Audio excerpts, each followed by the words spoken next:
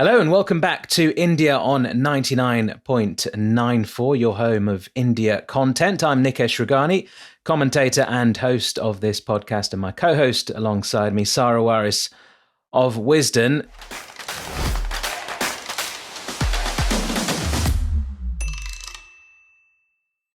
Sarah, a very special episode, this one, where we've dedicated the entire slot to Jhulan Goswami, and why not? She deserves not just this slot, probably several slots, just to talk about how great she is, how great she was in her entire career, and what a career it has been for India's premier fast bowler in women's cricket, and arguably the greatest fast bowler that the women's game has ever seen. And Sarah, just before we kick off, obviously she played her last match in that victory at Lord's, clean sweep of the series that India produced there, 3-0, their first ODI series win in England since 1999, before she even made her debut back in 2002. And I was tuned in quite early to watch all the sort of, the guard of honor and all the interviews that Jhulan was giving before the match. She even did the toss interview, bizarrely, in place of Harmanpreet Kaur, just because it was the last game and everything was about her and her retirement. You didn't get to see that over in India, did you? Once again. Yeah. We didn't get to see any of that. Obviously the toss wasn't shown. We were being shown a pre-recorded show about thankfully it was about Jhulan Goswami, but yeah, pre-recorded show. The guard of honor, when the Indian team, after the innings break, when the Indian team gave her a guard of honor, running guard of honor, that wasn't shown. We just had to, look out for clips from people in UK who were very kind to share it. Many people were sharing it on Twitter. That's all we saw. And obviously there was a lot of tags directed to Sony that how could you do this? It's a legend is retiring. But finally we saw the post-match. They were kind enough to give us the post-match after a lot of putting pressure on them and everything. So that lap of honor around the stadium, we got to see that. It's a small victory. It just shows, the pressure that if fans put on a network, they are likely to bow down after a point, and also shows that, Jhulan is a legend and everyone wanted to see her go out on a high. Yeah, of course they did. And, hopefully this is a sign of things to come from Sony in the future, because it doesn't matter if it was Jhulan's last match or not, or it was just a bog standard bilateral game. It could have been a dead rubber. There could have been nothing riding on it. It could have been at Grace Road in Leicester rather than at Lord's. You still should show the toss, the interviews, all the build-up and the post-match as well. It's just common sense. It's international cricket. Why wouldn't you do that? So hopefully a sign of things to come. But you're right. Everybody wanted to see Jhulan Goswami's last game. It was quite fitting that it was at Lord's as well. And, the first time that India have been back, first time England women have been back, actually, since that World Cup final in 2017, which, great scenes, of course, with the full house. The only disappointment, I suppose, from that World Cup final was the MCC benches were practically empty, and all the, the stuffy old members couldn't be bothered to show up for a women's game or pass their tickets on to those that might be interested. But it was good to see for Jhulan's last match. Even the MCC benches were a little bit more filled. The stadium was filled. Lots of great Indian support as well, and a well-earned victory. Just one before we move forward.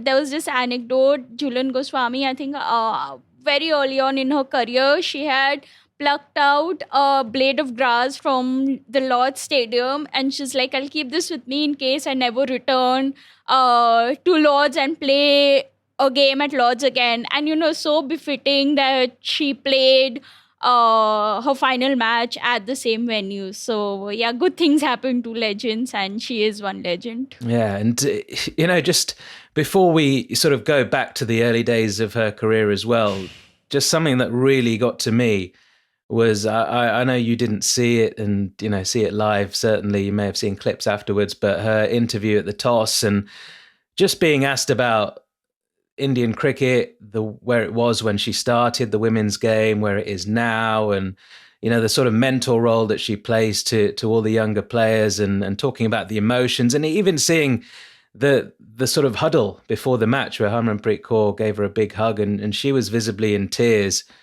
I mean, if you're a fan of Indian cricket and you weren't moved by that, I mean, I'm welling up just thinking about it now. It was similar scenes to when Sachin was playing his final Test match at the Wankhede Stadium in 2013. Same sort of feeling for me certainly, and it just shows how important a figure she has been for so many years, for 2 decades in Indian women's cricket. And that journey, of course, started back in 2002 in England as well. The young, sort of tall, quick bowler as she was then. I mean, in her early days, in her pomp, Jhulan Goswami was bowling upwards of 130 kilometers per hour, which, is a lot of men. That's their stock speed, 130 odd miles an hour. You see the Jimmy Andersons of this world, and I know he was a little bit quicker when he started, but the Stuart Broads and all these successful bowlers in the international game. And Bhuvaneshwar Kumar, he's not express pace, is he? He's 130. So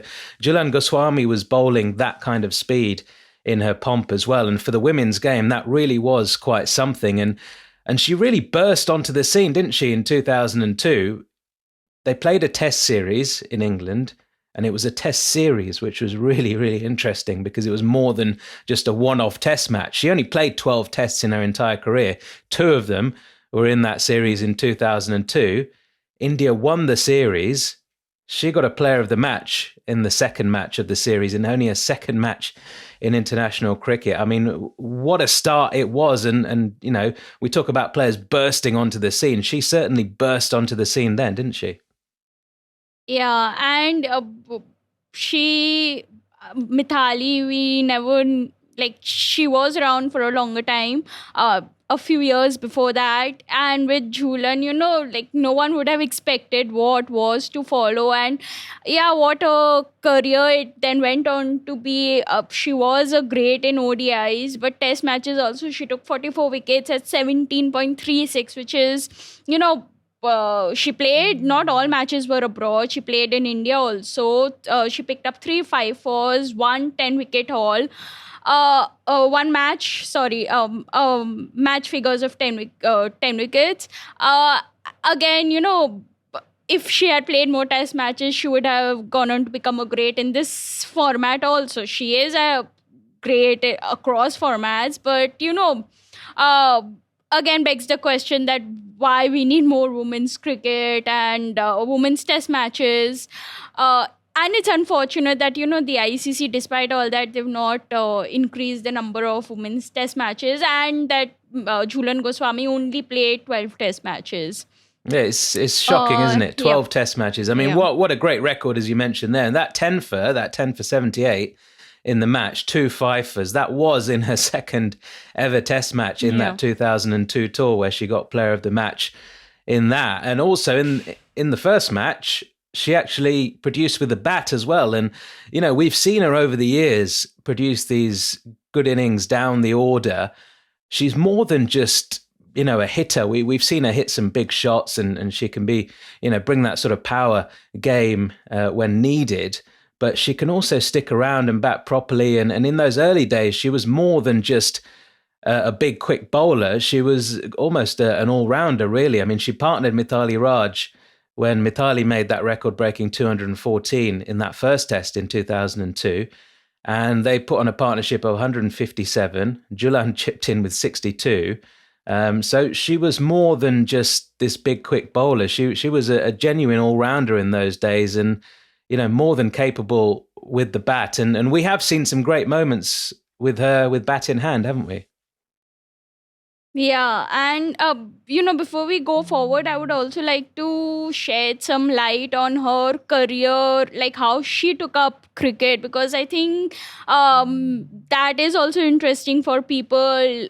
like who don't really know her background as such. Like, so her first experience watching cricket at the stadium was in 1997. The Women's World Cup was held at Eden Gardens, and she went on to see that match. And Belinda Clark scored, she scored runs in that game, and Jhulan Goswami was the ball girl in that match. And so she just she started following men's cricket earlier, but women's cricket, and recognizing, okay, such a thing existed. First time it happened in 1995, and she went back, told her parents. Obviously her parents weren't really encouraging of her. In later interviews, she said that her mother wanted her to get married soon and just start her own family, which is what most Indian societies, like, they have that mentality, just women, girls reach the certain age and just get them married. Jhulan Goswami was from Chakda, which is 62 kilometers away from Kolkata, which had the greater facilities. So she had to travel 67 kilometers every day from Chakda to Kolkata via auto, changing 2 trains, local trains, and then reach the club. She played in the Baliganj club. And, then her coach, he encouraged her to take up fast bowling, convinced her parents, etc. Parents were not really convinced by then also, because women's cricket, there wasn't really a future back then. Even people today are hesitant to push their girls into women's cricket. So, back then, you can imagine in the 90s. But yeah, she said later her mother had sacrificed a lot, and she didn't want Jhulan to sacrifice as much. So they gave in, and yeah, that's how her career started. And yeah, kudos to them also, to her parents also, because we are talking about Jhulan Goswami, we are talking about her achievements, but it's also her parents and her background staff who helped give us the legend which she is. And yeah, she just went on to achieve the greatest things in cricket. Absolutely. And very, very sort of similar parallels really with Mithali Raj and the way she started a few years earlier as well, with those struggles with the family and wanting her to get married, and lots of Indian female cricketers of that era as well. And it's interesting, and I'm going off track a little bit here, but in the Mithali Raj film, her best friend, who was the one who got her into cricket, who was the better cricketer, who was always bowling at Mithali when they used to go and play,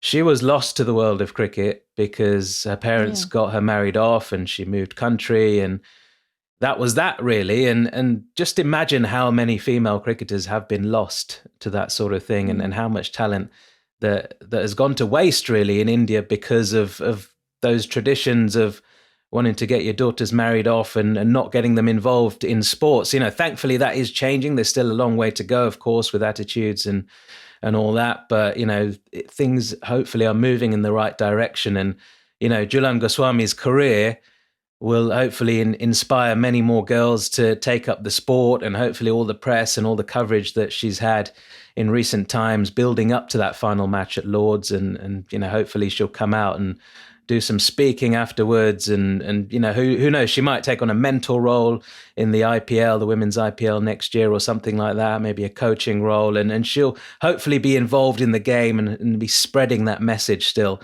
about females taking up sport and it being a positive thing. Before we carry on, we're just going to take a short break here, and on the back of that we'll continue with the timeline through Jhulan's career. You're listening to Cricket's Conversation on 99.94. Whatever your team, we have the show for you on podcast, YouTube, or on the 99.94 app. We have India, England, South Africa, West Indies, and now Sri Lanka covered.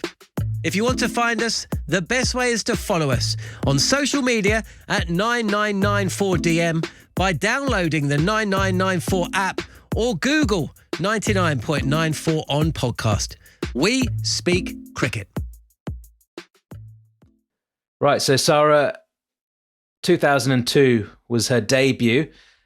She's obviously had some wonderful moments. We can't go through every single series and every single wicket she's taken or anything like that. But, again, in 2006, part of another victorious test team in India as well. We talk about the first ODI series win in England since 1999. They've been pretty successful in test cricket over the years, India, when coming to England. And it's such a shame they only play one-off tests these days, and they played the 2 in 2002, but since then it's just been one-offs. But they won the test match in 2006, and again contributing with both bat and ball. She took it was actually it was the 2006 series where she took that 10 for in the second. There were 2 tests in 2006. My apologies, not in 2002. It was a one-off then. In 2006 was when she hit a half century in the first test, and then she took that 10 for 78 in that second test match. Just fantastic. And again, it just harps back to that question of 12 test matches in an entire career. She's won 3, she's won 2 test series in England. She's played 3 of her test series in England as well. I know she's played the odd test match at home as well, but, it tends to be just against the Englands and the Australias that she's played. It's just a problem, really, in women's cricket. It doesn't help when the ICC is now suggesting that test cricket is not the priority for women. But, let's continue anyway. We won't go off track too much. And then 2014, we'll come back to a few moments in between those two. But 2014, she comes back. She wins another test series in a one-off test against England as well. And by then, of course, she's the veteran of the side. And people were sort of looking at her back then, weren't they, in 2014, thinking, is that her last tour of England? But just the fact that she's gone on and on and on, it is almost like when Sachin and Dravid and these guys in the men's team were touring places like England and Australia, and for the last 3 tours of their career, really, people were saying, oh, this could be the last time we see Sachin on English soil or Dravid on English soil. And they went on quite late as well. Sachin till he was 40, Dravid till he was 39, and Jhulan till she's 39 as well, and went on and on for 8 more years after that 2014 tour. Could you believe it back then that somebody like her, a big fast bowler as well, we're not talking about a batter here, a fast bowler running in, could she sustain that kind of effort and fitness to last another 8 years? Yeah, and you spoke about Sachin and Dravid, but what's different with them is that, the overall attitude towards men's cricket by the BCCI has always been, very different, where they had a steady pay structure and everything. With Jhulan, we also, like while looking at her career, we need to keep in mind that she played most of her years at a time when there was no central contract by the BCCI, so there was always that uncertainty over the next payment and everything. So I just had a word with Snehal Pradhan. She used to play for India back then. And I just asked her, what was the overall fee structure like? The BCCI was the last board to introduce central contracts for women cricketers in 2015.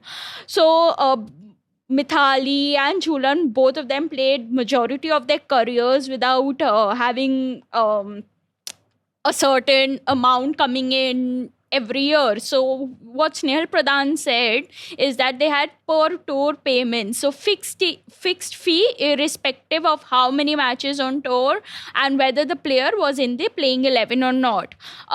Which, again, it's just bizarre that if you're not selected in the squad, you won't get paid. Obviously, by then, Jhulan Goswami had cemented her place in the team. But there was always this uncertainty that if she gets injured, what if she gets injured? Then there won't be any source of income coming in, or there won't be any payment coming in.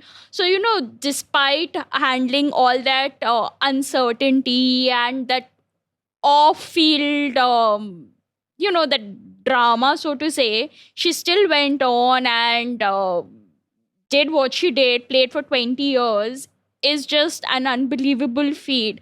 Sachin, Dravid, they didn't really, have to worry about where the next check is coming from because, Well, that's not even if something they the were men's injured, cricketers- even if they were injured, Yeah. they had so much money coming in from the central contract Yeah. anyway, plus all the additional stuff. Even if, God forbid, Dravid lost his form in the early 2000s and was Yeah. dropped for a couple of years, he still had so much of the endorsement money that was coming in and all that kind of stuff.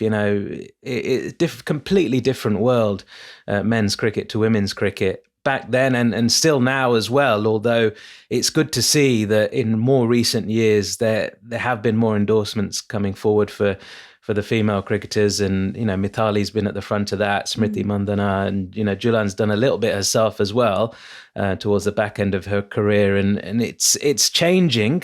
But it needs to go a lot more, and that uncertainty. I suppose that might have been an extra driver really for her, that I have to stay fit if I want to get paid, because I'm good enough to be in the team and the squad if I'm fit. But as a fast bowler, it's quite easy to pick up these injuries, and like we say, early on in her career, she was genuinely quick. She wasn't just a sort of medium pacer who put it on the spot. But your body slows down with age, and she became more of an accurate bowler later. But that also, just that style of bowling, the fact that she had to adapt her game later on in her career for the last probably 8-9 years, really, since she moved into her 30s, to just being a sort of almost like a Glenn McGrath type bowler towards the end of his career, where you just put it on that spot and you're just so difficult to score off. Maybe like a Curtly Ambrose as well, who sort of slowed in pace a little bit through his latter years as well. Just put it on that spot. You just cannot score off these type of bowlers. They just nip it around a little bit off the seam and just get it in that corridor where you're uncertain. Should I play? Should I leave? You just don't know what to do. And it shows throughout her career stats. I mean, we talked about the test matches, didn't we? Economy rate of 2.02, but okay, some might argue it's a test match, the scoring rates aren't that high. But even through 204 international ODI matches, 3.37 economy rate. And she's not played, obviously in the early days, 4.5 might have been a good rate through an entire innings in women's ODI cricket. It was like that in men's ODI cricket for many years as well. But to go an entire career, 3.37 and playing till 2022, that is outstanding. And then even in the T20Is, 5.45. You just cannot score off her. Impossible to sort of take her to the cleaners and target her. And it was partly because of her skill, but also towards the end of her career, just the reputation, the aura that she had. You just don't attack her. You just show her respect. You defend when she comes on and you look to score off the others. And that in turn not only got her wickets, but got wickets for her fellow bowlers who, the batters might think, right, we need to attack now. We've defended too much of Jhulan. We need to attack from the other end. They might take undue risks. And, it helped her teammates out as well. So, just immense skill really to adapt her game.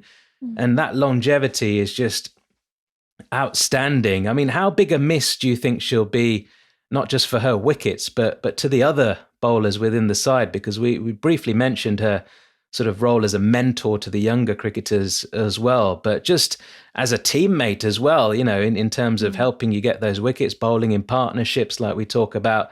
How big a miss will she be for her teammates? You spoke about her fitness and everything. So there's this one very interesting stat that she has bowled in ODI. She's bowled 10,005 deliveries, almost 1,667 overs, and the bowler who's second on the list is Catherine Brunt, who is 3,158 deliveries behind, which is 526 overs behind, which is, you just look at these numbers and you're like, okay, wow, Jhulan was the great. If you still haven't believed it, just this one stat, how she went on and tackled everything and still continued going, picking up a couple of wickets in a final match. Is just, she was just so phenomenal. And also, you spoke about how her absence will impact her teammates. Another very interesting stat which I found is in ODI, she's taken 255 wickets. Only bowler to take more than 200 wickets in the history of the game. But what's more interesting is that the next Indian pace bowler on the list has 87 wickets to her name, which is Amita Sharma. So no other pace bowler from India has taken even 100 wickets, and there Jhulan Goswami has 200 wickets to her name. So more than 200 wickets to her name. So, just I think this stat is enough to prove how much the Indian team will miss her on the field. Obviously, off the field, she had her own bond with the players, and even with the youngsters, like she was constantly featuring in reels with them. Probably something which Mithali Raj didn't have that connect with the youngsters. Like in her retirement tribute post, kind of, Gemma Rodriguez posted reels with Jhulan Goswami, where she's dancing around and just blabbering nonsense. So that shows how respected she was, and how genuinely the youngsters looked up to her. So yeah, it's going to be a huge miss on the field, off the field, and the emotions which Mandana and Harmanpreet Kaur especially showed before the match just shows what a big miss it's going to be. Absolutely. We'll take another short break here, and on the back of that, we'll look at the legacy that she'll leave behind. If you love the language of cricket and want more, then head over to the 99.94 app and you can hear all of our podcasts and cricket commentary. We're adding new shows all the time and covering cricket series from all over the world. Be the first to hear all of our announcements by following us on social media at 9994DM. Welcome to Cricket's Conversation.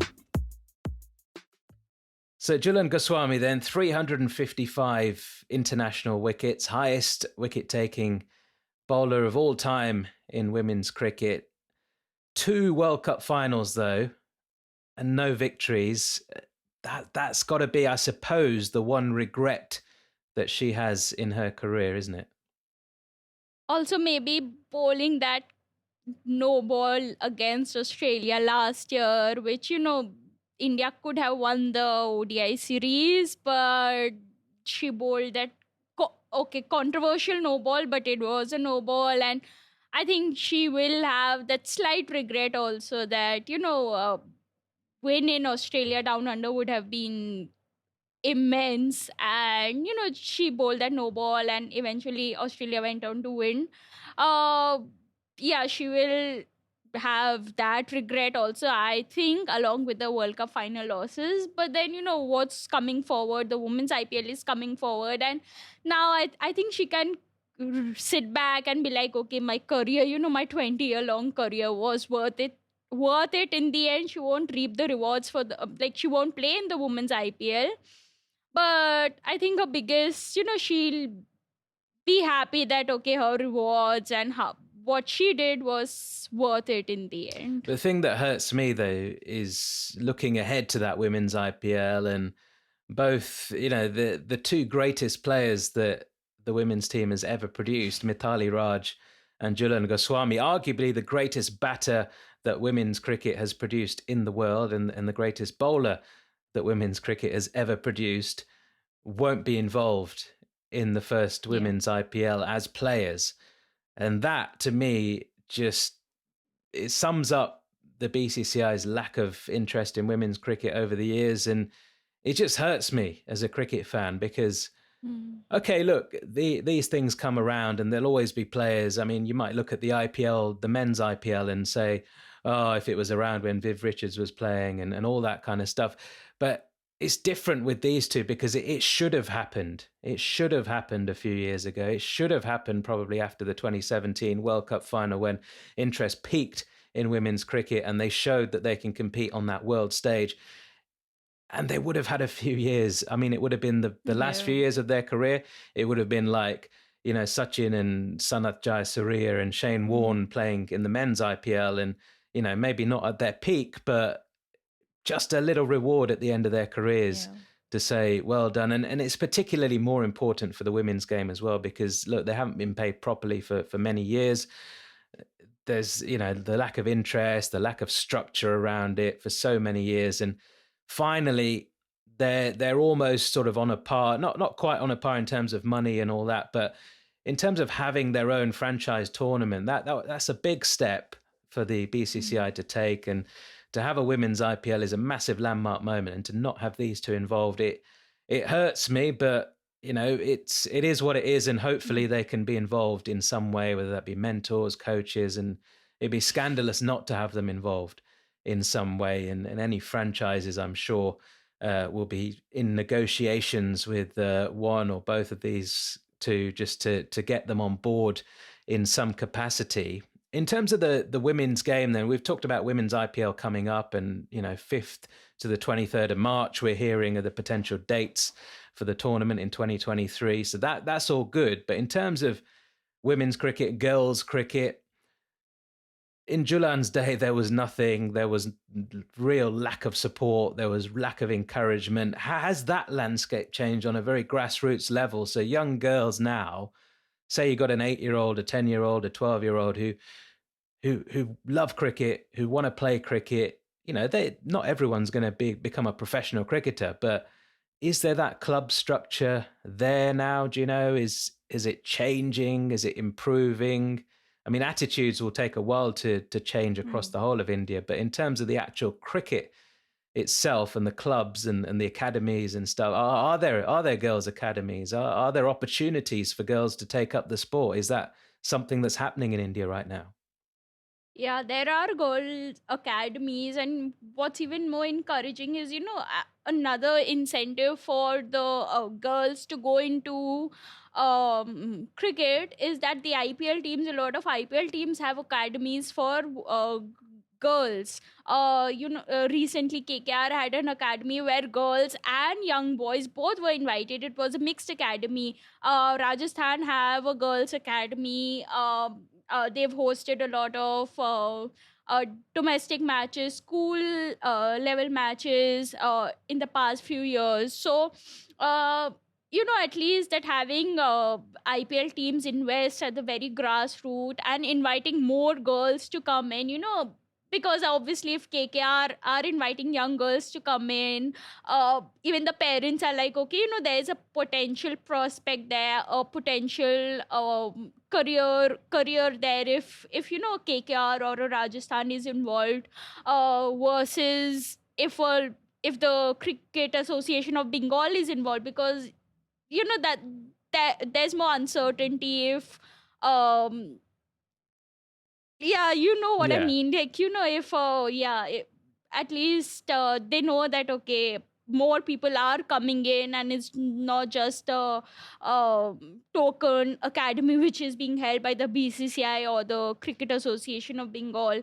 The payment structure has improved, so to say. So I say improved because senior players, if they were in the 11, they would get just 12,000 per match before a few years ago, which is now increased to 20,000.